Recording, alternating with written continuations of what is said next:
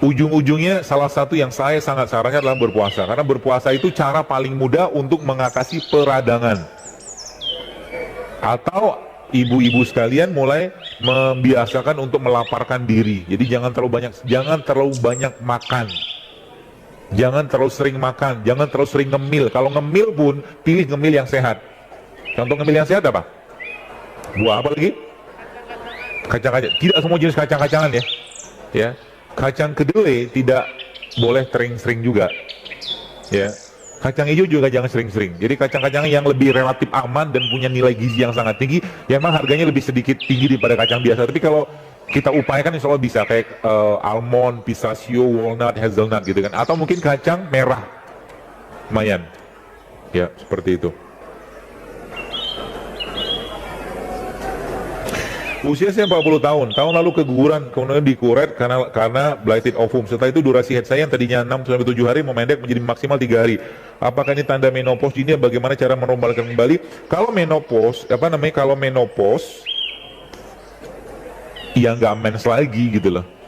Ya, yang pernah saya ceritakan beberapa kajian itu ada ibu-ibu di Jakarta, beliau itu kena autoimun, lalu selama dia kena autoimun selama 5 tahun itu dia minum steroid terus menerus. Memang nggak ada pilihan di dunia barat, nggak ada pilihan yang lain, nggak usah disalahkan. Kemudian dia sempat ketemu saya dalam sebuah kajian dan dia konsul, dan saya sarankan ya udah coba benerin isi piringnya, benerin isi minumnya, benerin isi gelasnya, saya katakan. Dan yang saya sarankan ke beliau saat itu adalah minum ini. Seru ya.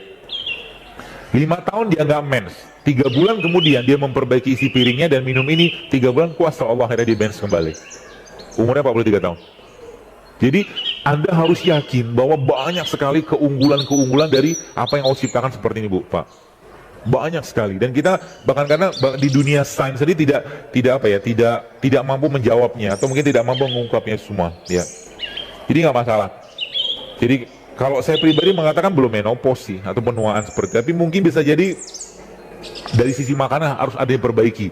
Tadi kalau Anda mulai memperbaiki siklus hormonal Anda, ibu-ibu terutama, maka 3 makanan ini kalau saya sarankan Anda makan tiap hari. Pertama madu, dia 1-2 sendok makan sehari, kemudian minyak zaitun 1 sendok makan sehari, dan kurma 7 butir. Coba mulai rutinkan, ya, untuk memperbaiki fungsi hormon, ya, karena ada lemaknya, ada prebiotiknya, ya seperti itu. Radang tenggorokan pada anak, ya gampang. Kunyit itu kan anti radang, kunyit antibakteri, ya. Jadi kalau ibu-ibu bisa bikin kunyit misalkan dicampurkan, atau bubuk kunyit ya, beli atau yang sudah kapsulan itu, cari lalu campurkan sedikit dengan madu, dibikin kayak puyer gitu loh, kasih ke anak. Kalau saya begitu di rumah, ya. Jadi puyernya kalau saya biasanya herbal gitu kan, puyer herbal, kita buka kapsulnya, campurin sama air sedikit dan kasih madu, insya Allah juga bisa bermanfaat.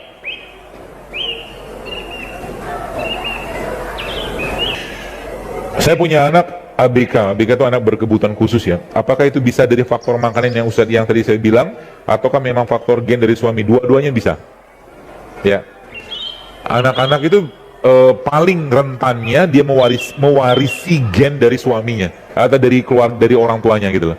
Atau mungkin dari orang tuanya, ya. Makanya saya wanti-wanti banget.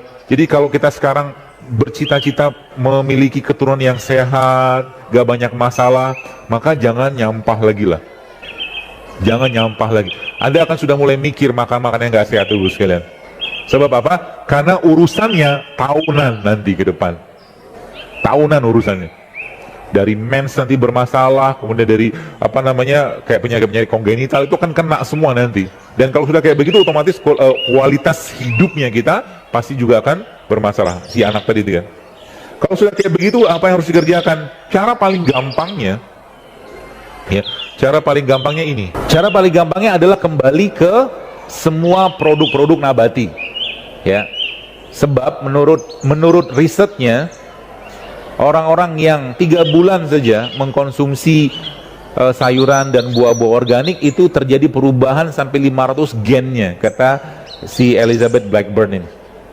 Ya, seperti itu. Jadi Kalau kita memang menggunakan konsep ini, sebenarnya paling gampang ngobatin penyakit itu kita mulai mengurangi makan daging, mulai mengurangi makan daging hewan ya. Ya, apalagi kalau sudah penyakit, kecuali memang kita memang membutuhkan, dan memang ada kebutuhan secara nutrisi kita yang memang yang kita perlukan untuk makan daging, ya, mau building muscle atau mungkin bentuk massa otot seperti itu.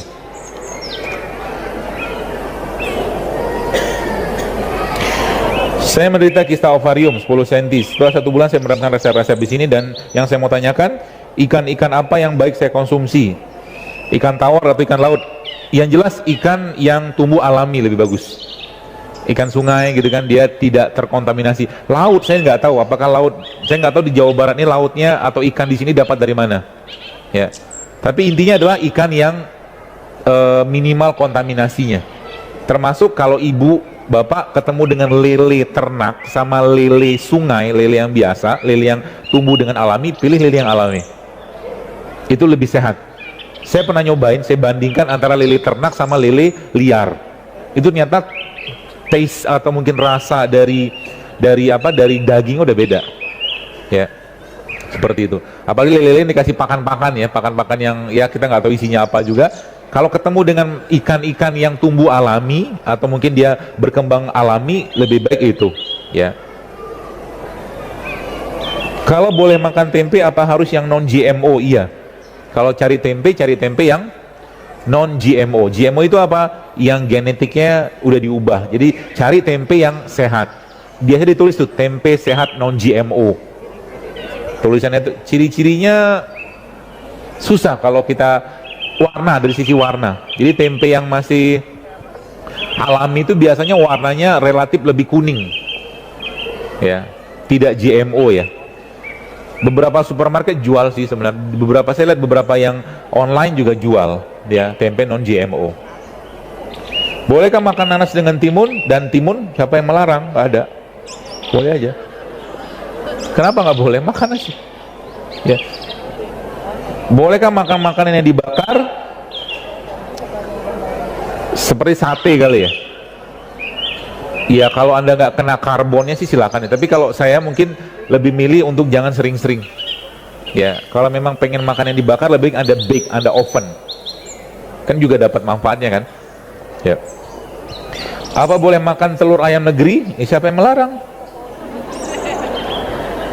Ya tapi kalau ada telur ayam kampung, mana yang kampung gitu, nanti pedagang ayam marah lagi sama saya. Rabbana ma khalaqta hadza batilan subhanak faqina azaban nar.